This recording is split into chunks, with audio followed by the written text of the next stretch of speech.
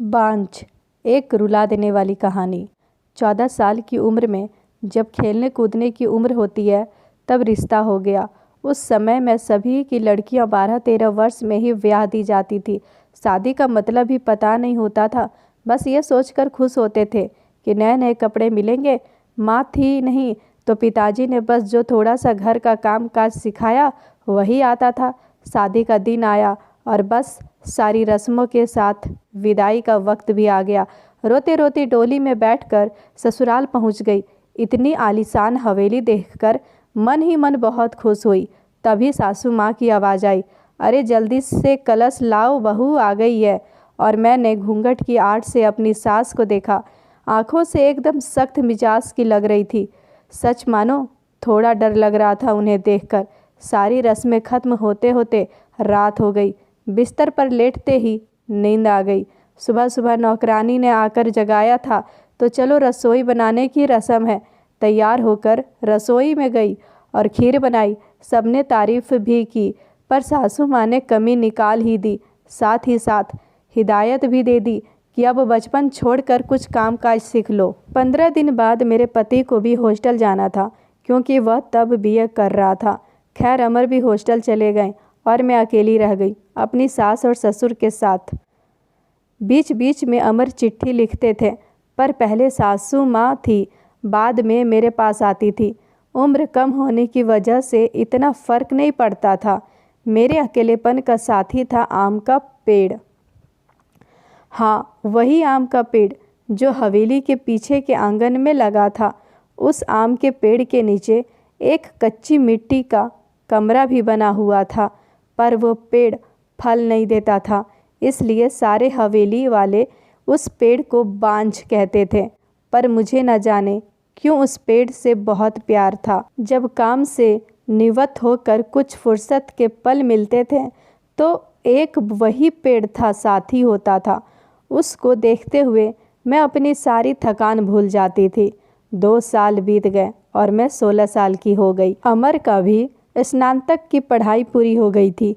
आज अमर वापस आ रहे थे। सासू माँ सुबह से ही तैयारी में लगी हुई थी। खुद ही रसोई में जाकर सारा जायजा ले रही थी।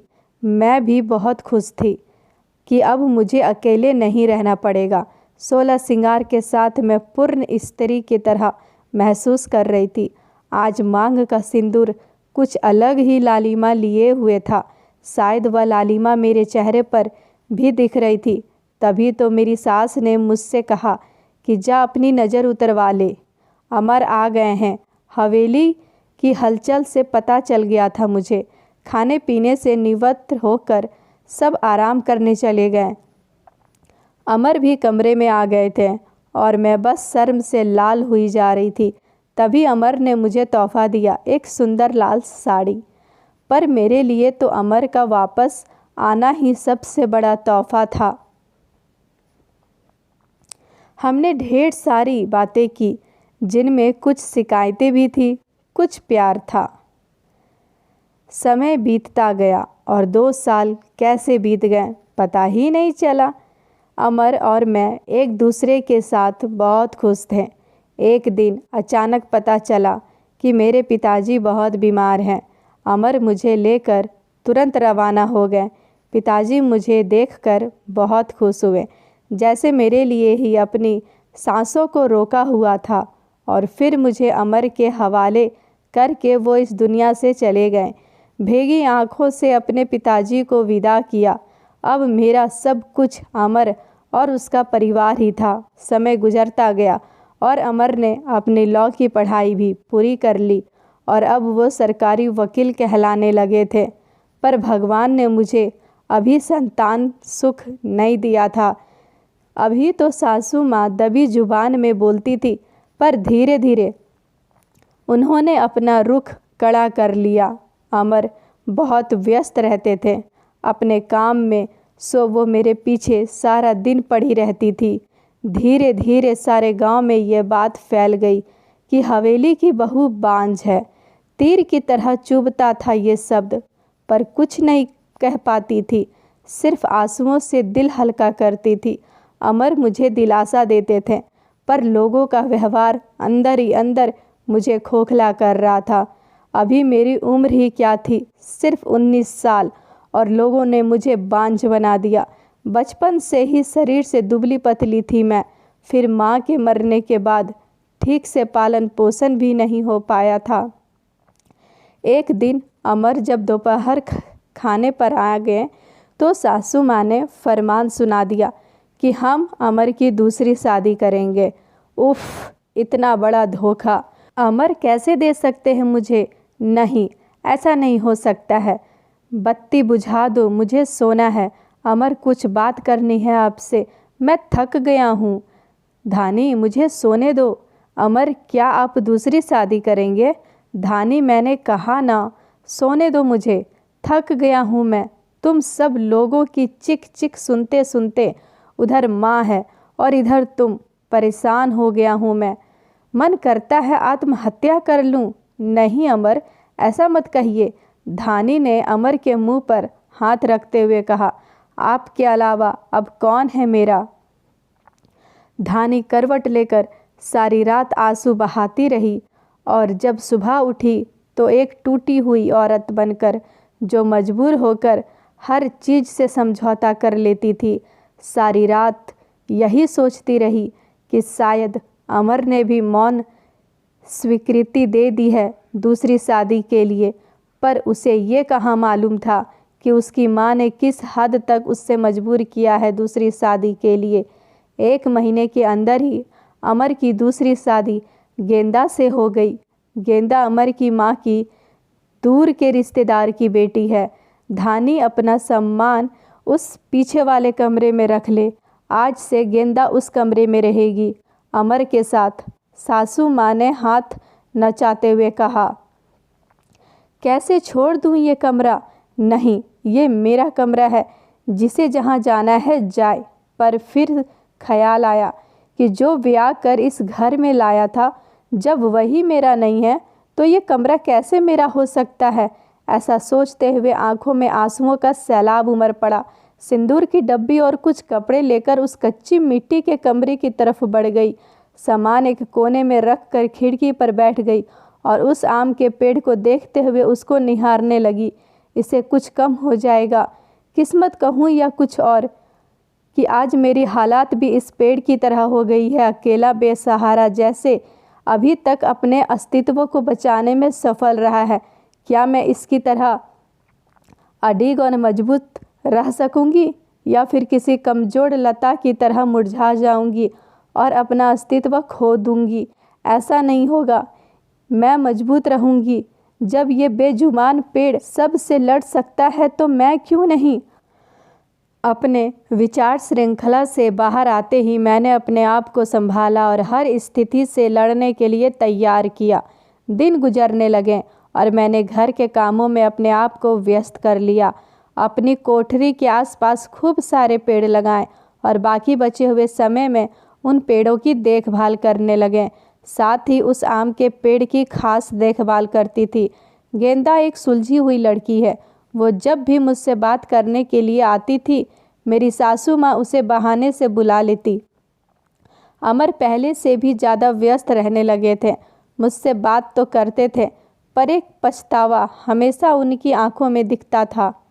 शायद मेरी हालात देखकर बुरा लगता था उन्हें, पर माँ के खिलाफ जाने की हिम्मत नहीं जुटा पाते थे।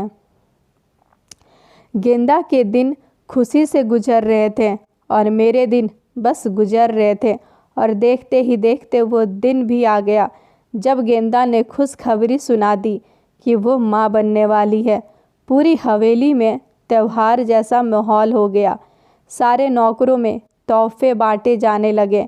मैं भी बहुत खुश थी कि चलो अच्छा है, अब घर में एक नया मेहमान भी आ जाएगा। शायद मेरी ज़िंदगी का सूनापन अब दूर हो जाएगा।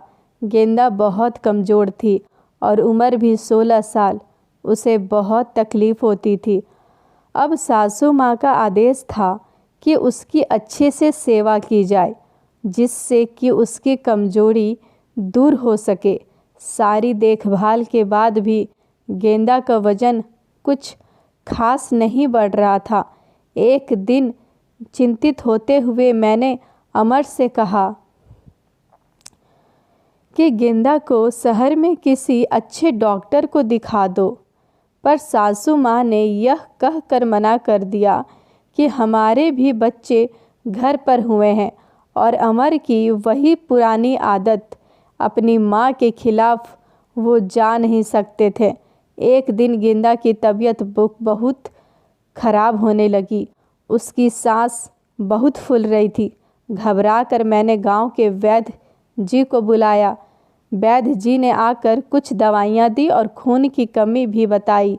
और जब मैंने अमर को ये सब बताया तो सासू माँ ने मुझे गेंदा से दूर रहने का आदेश दे दिया, ये कहकर कि एक बांझ की छाया भी नहीं पड़नी थी गेंदा पर।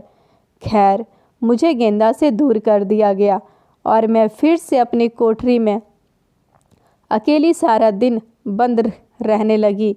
या ये कह दूं कि अंदर ही अंदर मैं खुद भी डर गई थी कि कहीं सचमुच मेरे वजह से गेंदा को कुछ ना हो जाए। कुछ दिन बाद रात में नौकरों का शोर शराबा सुन के मैं आंगन की तरफ भागी। देखा तो गेंदा प्रसव का समय आ गया था। गेंदा की बूढ़ी औरतें और दादियाँ को बुलाया गया। पूरी हवेली में हलचल का माहौल था। मैंने अमर की तरफ देखा, बहुत डरे हुए लग रहे थे। मैं उनके पास गई और उन्हें थोड़ा धैर्य रखने को कहा। थोड़ी देर में बच्चे की किलकारी गूंजने लगी। हम सभी को खुशी का ठिकाना नहीं था। पर तभी काकी ने बाहर आकर बताया कि गेंदा की कमजोरी और खून की कमी के कारण वो गेंदा को बचा नहीं पाई। बेटी को जन्म देते ही गेंदा का देहांत हो गया। हाय, पोते का मुंह नहीं देख पाई मैं, अब कैसे मेरा वंश चलेगा। सासू माँ का विलाप सारी हवेली में गूंज रहा था। उस छोटी दूध मुँहे बच्ची को देखकर मेरा कलेजा मुंह को आता था। ऐसे लगता था जैसे मैं हूँ उसकी माँ। मैंने उसे कलेजे से लगा के रखा। जिसकी माँ नहीं होती वो बच्चे कुछ ज़्यादा ही समझदार होते हैं। शायद ज़रा भी परेशान नहीं करती थी वो मुझे, बस दूध पीते ही सो जाती थी। सासू माँ का वही राग चलता रहता था कि लड़कियों से वंश नहीं चलता है, पर अब शायद किसी को फ़र्क नहीं पड़ता था। अमर अब पहले से खुश रहने लगे थे। ऑफिस से आते ही मेरे कमरे में आते और गुड़िया को खिलाते। मुझे भी अमर को खुश देखकर बहुत अच्छा लगता था। साल बीत चुका था, गेंदा को गए और गुड़िया को आए हुए। आज गेंदा की बरसी है। हवेली में छोटी सी पूजा रखवाई है मैंने। पंडित जी के आते ही सासू माँ ने प्रश्न किया, क्या मैं जीते जी पोते का मुंह देख नहीं पाऊंगी? और पंडित जी ने उसके लिए कुछ ग्रह शांति के उपाय बताए। सासू माँ चल दी पंडित जी को हवेली दिखाने और सारी हवेली की शुद्धि कराने। मेरी कोठरी के पास भी गई और पंडित जी को वो बांझ पेड़ भी दिखाया। पेड़ देखते ही पंडित जी का मुंह बन गया और उन्होंने कहा, शुरू कर दिया कि इसी मनहूस पेड़ की वजह से कोई माँ नहीं बन सकता, इसे जल्दी से काट डालो। मुझे कुछ समझ नहीं आ रहा था क्या करूं, कैसे अपने सुख दुख के साथी को बचाऊं। जैसे ही वो कुल्हाड़ी लेकर पेड़ काटने आगे बढ़ने लगे, मैं फुर्ती से भागकर उस पेड़ से लिपट गई और विनती करने लगी कि पेड़ को छोड़ दो। पर वो लोग नहीं मान रहे थे। मैं रोती जा रही थी पर किसी को तरस नहीं आ रहा था। तभी किसी ने मुझे खींचकर धक्का दिया और मेरा सिर पत्थर से टकरा गया। सिर से खून की धार निकल रही थी। ये देखकर अमर से रहा नहीं गया और उन्होंने सबको वहाँ से हटा दिया और तुरंत मुझे अस्पताल ले गए। मलहम पट्टी के बाद मुझे कुछ होश आया। डॉक्टर साहिबा सामने खड़ी थी और अमर कुछ को समझा रही थी। सासू माँ भी वहीं थी और उनके चेहरे से पता चल रहा था कि उन्हें अपने किए पर अफसोस है। डॉक्टर, क्या अब हम इसे घर ले जा सकते हैं? अमर ने पूछा। हाँ, अब इन्हें ले जा सकते हैं, पर ख्याल रखिएगा कि अब ऐसा दोबारा ना हो, क्योंकि ऐसी हालत में ऐसे गिरना ठीक नहीं होता है। ऐसी हालत? हाँ डॉक्टर, क्या हुआ है इसे? अमर ने घबराते हुए डॉक्टर से पूछा। अरे, आप लोगों को नहीं पता, अब ये माँ बनने वाली है। तो इनका अच्छे से ख्याल रखिएगा। ये सुनकर किसी को भी यकीन नहीं हुआ, बस एक दूसरे को देखे जा रहे थे और मैं तो बिल्कुल यकीन नहीं कर पा रही थी। सासू माँ के आंखों में पछतावे के आंसू थे। मेरे सर पर हाथ रखकर बस इतना ही कह सकी कि मुझे माफ़ कर दो, और मैं मुस्कुराकर उनसे लिपट गई जैसे अपनी माँ से लिपटी हूँ। पूरे 9 महीने मेरी सासू माँ ने मेरा बहुत ख्याल रखा और मैंने उस पेड़ का। आज मेरी डिलीवरी होनी थी। सासू माँ समय से मुझे अस्पताल ले गई ताकि जो गलती उन्होंने गेंदा के समय की थी वो अब ना हो। बधाई हो, आपको पोता हुआ है। नर्स ने सासू माँ को खबर सुनाई और सासू माँ ने हाथ से अंगूठी निकालकर नर्स को दी। वो खुश थी, पर इस वजह से नहीं कि पोता हुआ है, बल्कि इस बात पर कि मैं बिल्कुल ठीक हूँ। हवेली में धूमधाम थी। सब खुश थे कि हमारा परिवार पूर्ण हो गया था। बेटी और बेटे के आने से एक और खुशी थी और कहीं पनप रही थी, वो उस आम के पेड़ में फल आ रहे थे। शायद हम बहुत जल्दी चिंता करने लगते हैं फल मिलने की, पर हर चीज़ का एक समय होता है। कुपोषित शरीर हो या पेड़, दोनों ही फल नहीं देते।